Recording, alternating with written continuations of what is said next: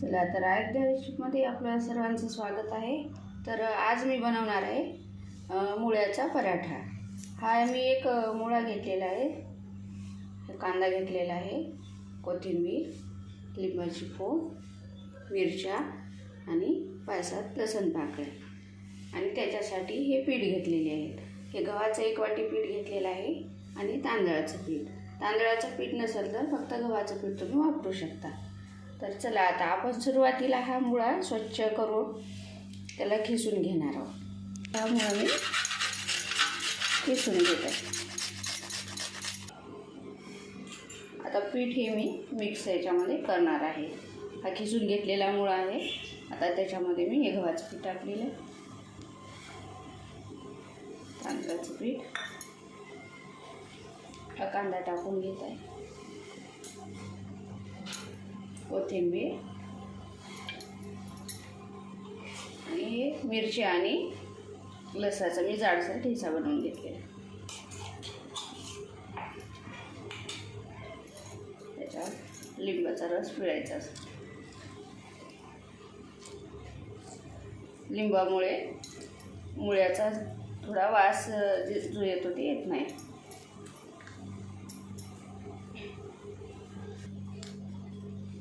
त्याच्यामध्ये मीठ चवीनुसार टाकून घेणार आहे, जिरं पावडर, पीठ जे आहे ते मी आता चुरून घेणार आहे। त्याचा आता उंडा बनवून घेऊया।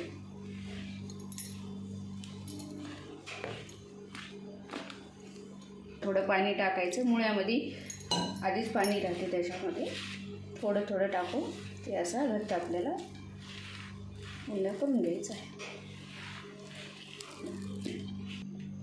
अशा प्रकारे हा पिठाचा उंडा मी करून घेतलेला आहे।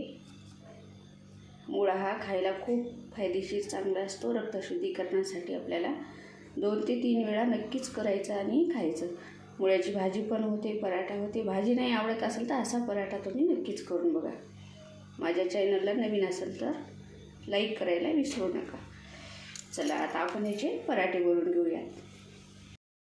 हे बघा, असा उंडा घ्यायचा आणि आता याला आपण पीठ लावून मळून घेणार, लाटून घेणार आहोत। अलगद हाताने आपल्याला आता याला लाटून घ्यायचं आहे।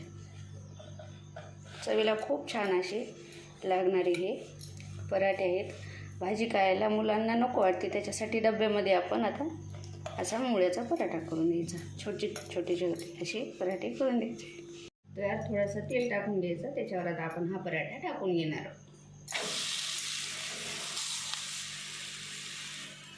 वरून थोडंसं याला तेल लावून घ्यायचं।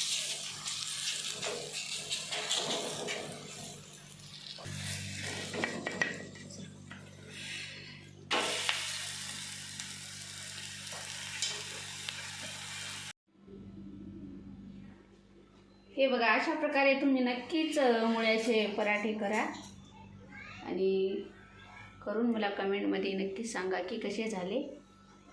खायला खूप चवीला छान असे लागणारे असे पराठे। धन्यवाद।